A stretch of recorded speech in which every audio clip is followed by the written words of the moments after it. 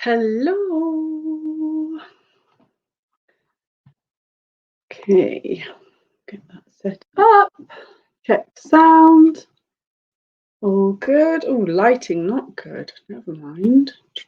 We'll do that. How is everyone today? Right now? How are you feeling?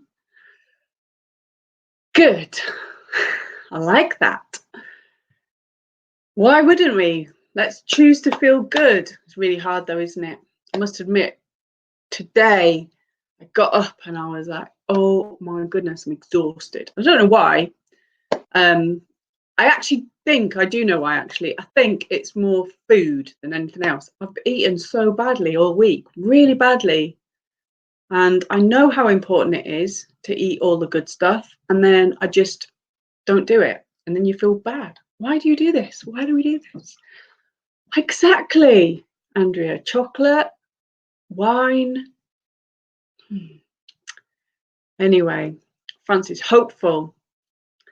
I love that word. Nothing wrong with hope. It's a strong word, isn't it? I love it. Hopeful. Cool. Right. So, topic today is thrive, but in order to thrive, we have to deal with stuff that gets in our way.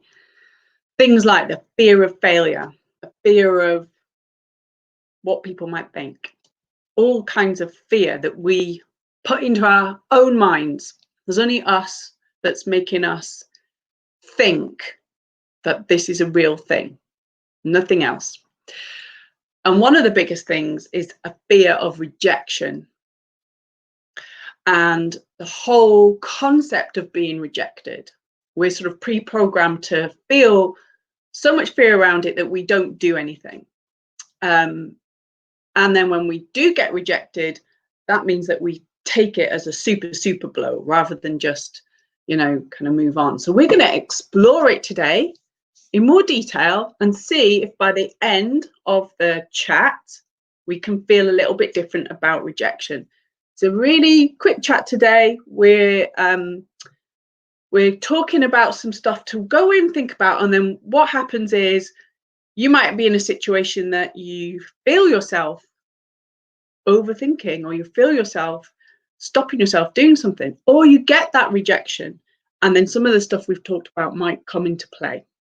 So I've got a few slides today, if I can get them working. Let's see. Fear of technology not working is absolutely real. Oh, that doesn't look good though, does it? We don't want that. That does not look good. Let's see if we can do that. There we go. Okay, so, oh no, I can't see now. Let's me just get rid of this. Why is it not working? See, this is a massive fear for everyone, isn't it? What if my slides don't work? And the answer to that is, who cares? We will get there. Right, I'm going to do that. And then I'm going to be on like that. Maybe that will work. Can I go side by side? Why doesn't it like me today? That's not on at all. Okay, we'll try this one. Always good viewing, isn't it? Watching someone setting their slides up. All right.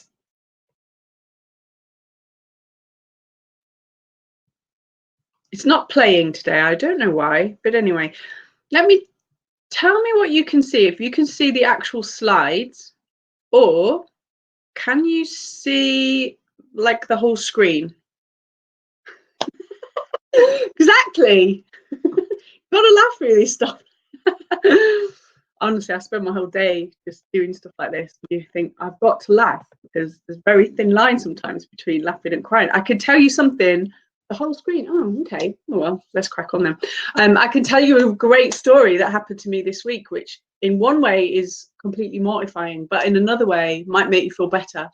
I went to record a podcast in the studio, and there's like an agency, and they were all really great guys, and we were all chatting away, and they were talking about something, and they said, oh yeah, we've been doing some photography. We do like the films and stuff for Sam Fox. So yeah, we've been working on that, blah blah blah. Sam Fox to me is like the page 3 lady. So I was like, wow, what's she doing these days? Does she do stuff still? Like, does she? And he goes, oh yeah, and he missed the she bit. Yeah, oh god, yeah, doing really well, amazing stuff, yeah. And he said something, and I said, oh well, not going to be taking my clothes off today. And this Sam Fox person he's referring to is a bloke, and he's, I think, maybe like a property developer or something. Nothing to do with taking clothes off. Anyway, I think a problem shared is a problem, well, just shared, basically. Anyway, let's see, we're up and running. So that was my mortifying moment today, this week, shall I say. Right, being rejected. Okay, let's explore. To be rejected, to be, therefore, a reject. I mean, that feels awful, doesn't it? Who has at some point in their life felt like a reject? I think we've all had moments of utter rejection, and then we take it on board and decide we are a reject. But let's separate the two. Being rejected does not automatically give you a pass to being a reject. And actually, by definition, what is a reject? Something that somebody doesn't want, or is it something that doesn't quite fit in the right place at the right time? So the whole message today is we're reframing rejection as a redirection. Simple as that. Every time you get a no, every time something doesn't quite work out, it's not because you're a reject, it's because that match isn't there. And you're being redirected to something that is far better for you and far better for what you're trying to achieve. If that's the only message you take away today, that is so important. And you can bring it in to your life at any moment in time. Every time you get a no, every time there's a knockback, it's not rejection. It's redirecting you to something better and something more appropriate for you, something more aligned to what you want to do. So we're straight in there. That's the biggest message we can take away. Let's explore. So rejection is all around. When you think about it, why do we get rejected? We get rejected because, we're trying to move on. We're trying something new. We're doing something. We're taking action.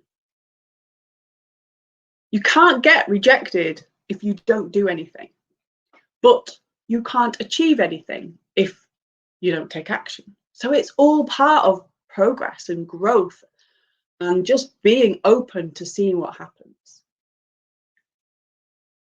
So it isn't something to be afraid of. It's going to be just part of that process. And you might get rejected again and again and again. I mean, we all know the stories of how many times really successful people have been rejected in some way. Joe Wicks always talks about how many no's he got before he got one small yes, not even the big yes, a small yes.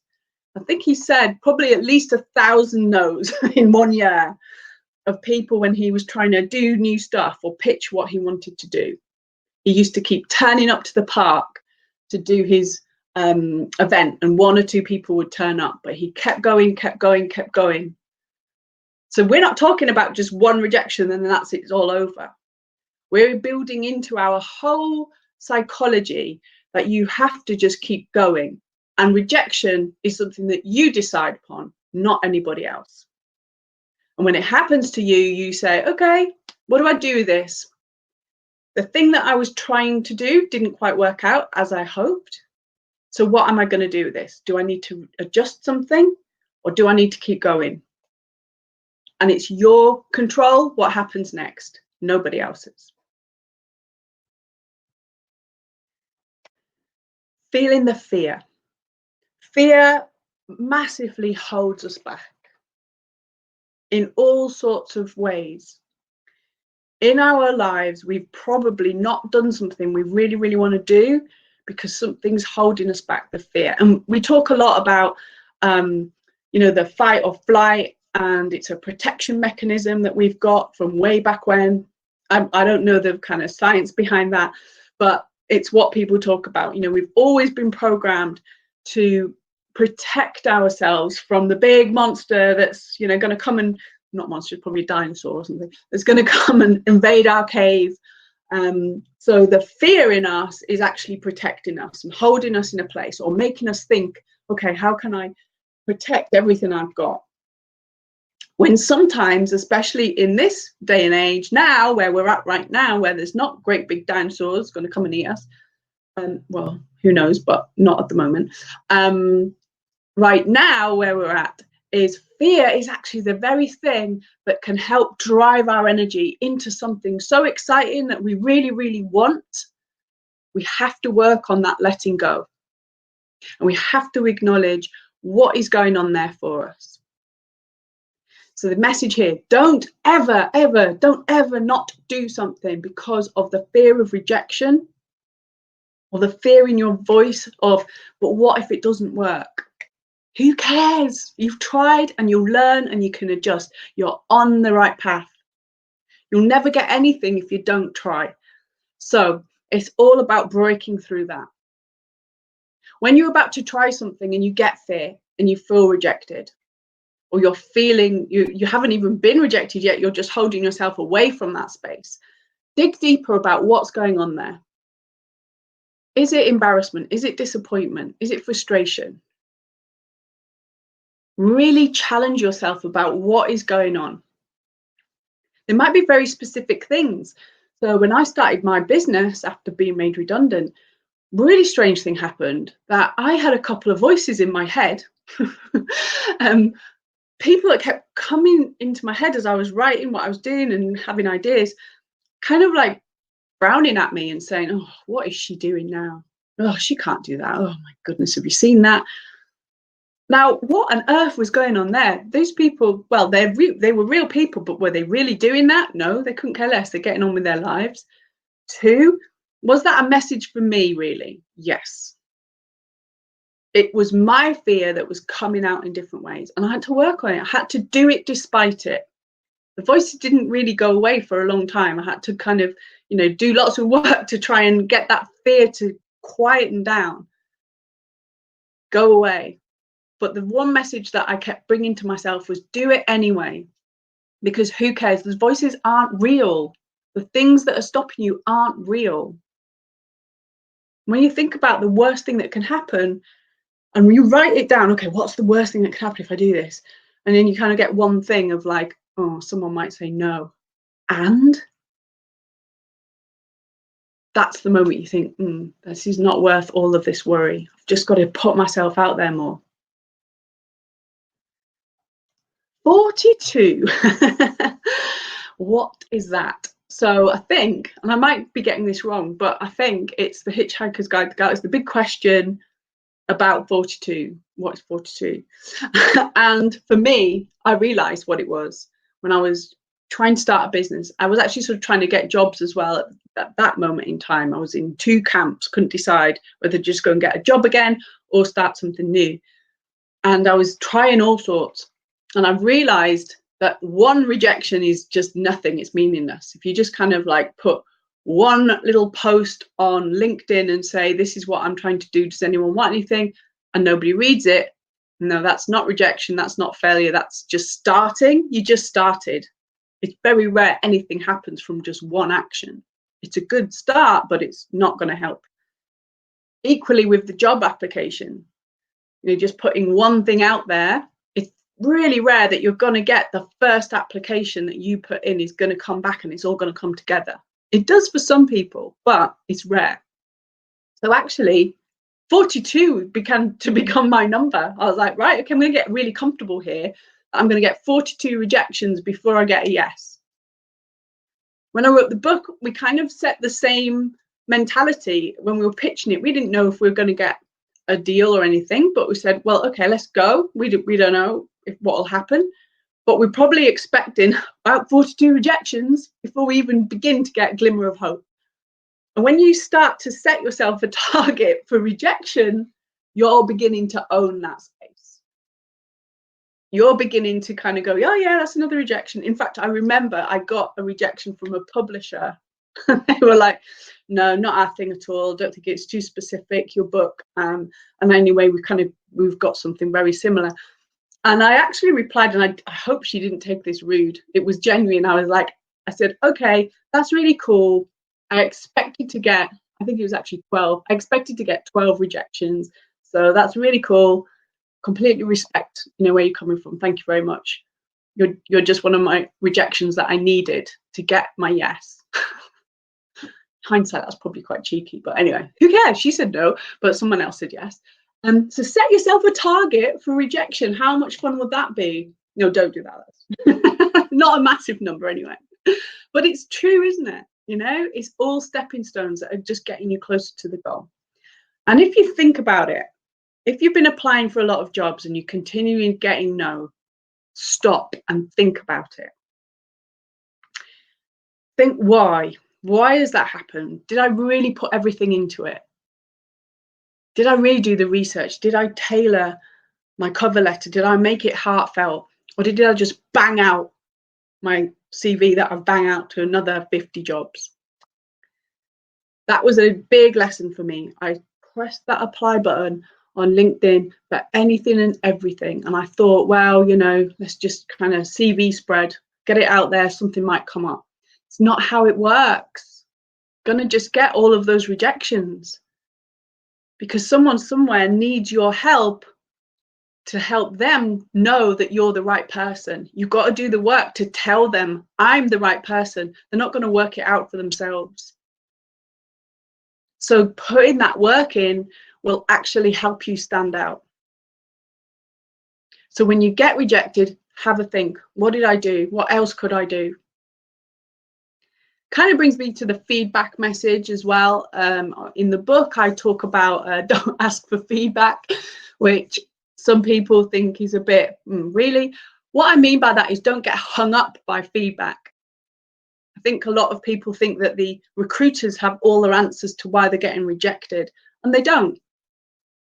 They are on a mission to get somebody in place as soon as possible. They've probably got 100 applications in front and they're sifting through. They're just connecting with what they've got. They can't give you real feedback for what's going on for you because they don't know you. They don't know your goal.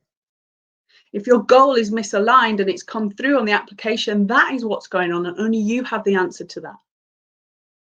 So that's what the whole sentiment of don't ask for feedback is a waste of time. And especially when people are getting more and more frustrated, like, oh, I never get feedback from recruiters. And, I see people posting it on LinkedIn, and I sort of understand that, but you're wasting your energy. Just stop and use that time that you've written the post to just stop and think, okay, what's going on here? Am I really applying for jobs I really want? Am I reaching out? Am I putting forward amazing CVs that really match and amazing cover letters that are heartfelt? Or am I hoping that someone else might do the work for me? So, bit of a reframe there.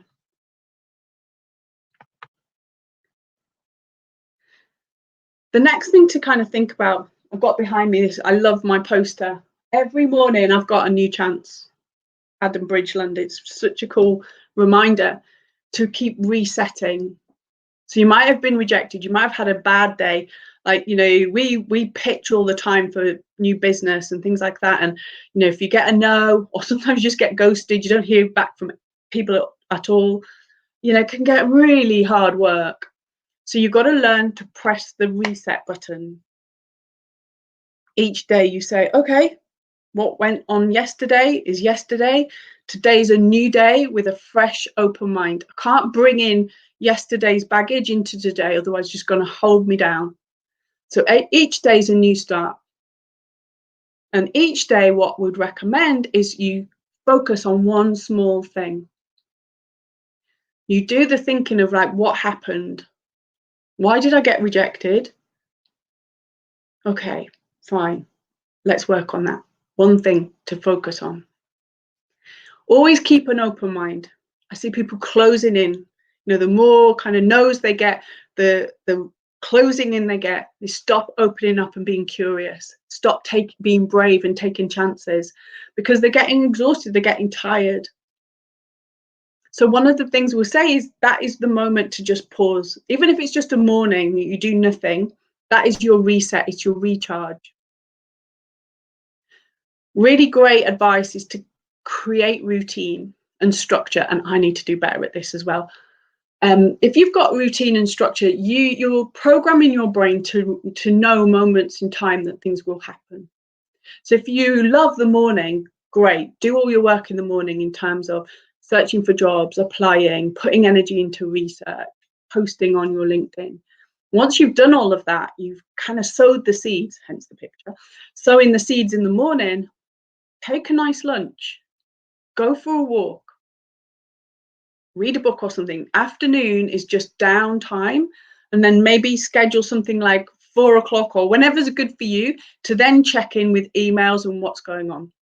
One of the things I noticed when I lost my job and I wasn't quite sure what to do was I just spent the whole time refreshing emails, refreshing LinkedIn, refresh. It was exhausting. Of course, I'm not going to find anything at 3 a.m. in the morning that's going to be, life-changing job. Of course not. But you get addicted to it. You don't give yourself a chance.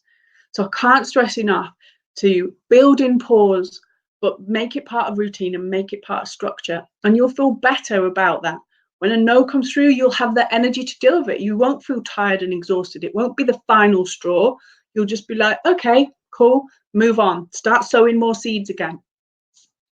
So that's a really good tip to keep yourself in a good place and not let it keep getting you down. In fact, one lady I worked with actually did start planting seeds. It was so cool. So she was like, every time I'm getting a no, I'm feeling a bit down, I'm going to plant a little plant. And then it's going to be my happy moment that I can just down tools and go and, tend to my plants and see how they're doing and enjoy them. I love that. I'm actually terrible with plants. So I'm not sure that would work for me because it probably wouldn't grow. But, you can all learn. Perhaps I need to spend some time on YouTube learning how to grow plants. The final message is know that this isn't forever. Things have changed, yes, doors closed, but also things haven't changed. You're still you. You're still got all that magic stuff that was going on for you in that job that's closed. All of it. And in fact, this is maybe your chance to reinvigorate, to recharge, to actually go, right, what was I brilliant at? What was I actually smashing? When were the moments that someone said, thank you, that was great? Because you haven't changed. You are still you. You've still got all of that special stuff. So take the time to remember it. Things have changed, yes, but it's only circumstances. It's not you. You can change for the better and recharge and give yourself even more of a chance, yes. You're definitely in control of what happens next. Your response every single day. So you can get up and worry and panic, yes. You can get that no into your inbox and you can feel awful by it, yes, but you're choosing. No one is making you feel like that. You're choosing to do it. It takes practice to not feel like that, for sure, but it definitely is you. It's like exercise, the fitter you get, the more easy you can kind of do stuff. Perhaps you would try more bolder things as you get fitter.